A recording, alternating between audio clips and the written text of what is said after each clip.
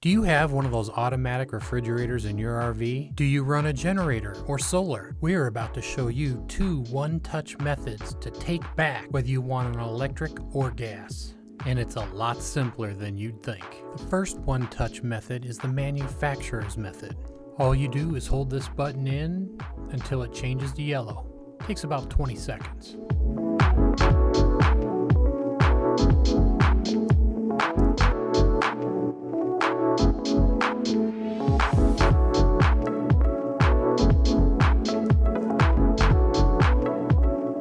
And the light's now yellow, and the gas came on, and now the only way to put it back, and since we already had electric hooked up, is to hold it again.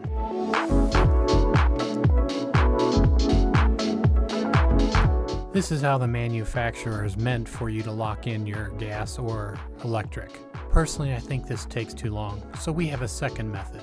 We couldn't figure out the manufacturer's method in the beginning, so our only solution? Unplug the fridge.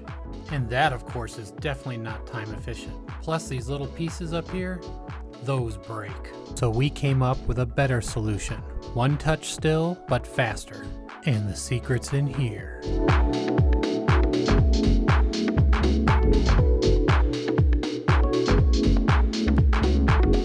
By putting one of these in here. Normally your fridge is directly plugged in right here, but we decided to add a remote control sensor. And next to the fridge is the remote. Now we control the electrical power to the fridge, which means we can shut the power off and go to gas anytime we want.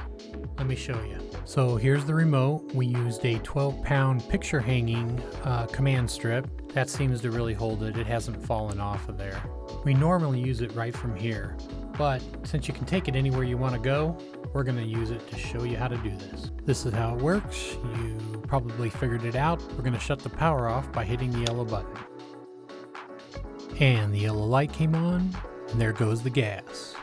And to get the electricity back on the fridge, we hit the green button. The gas shuts off. And now we're back on electric. Much easier and no wasted time. We want to make sure you get the right kind of remote sensor. You need to make sure it's not one that's line of sight. So to help you with that, even though the one we use currently is no longer available, we went and found one and we put that in the description. Hope that helps.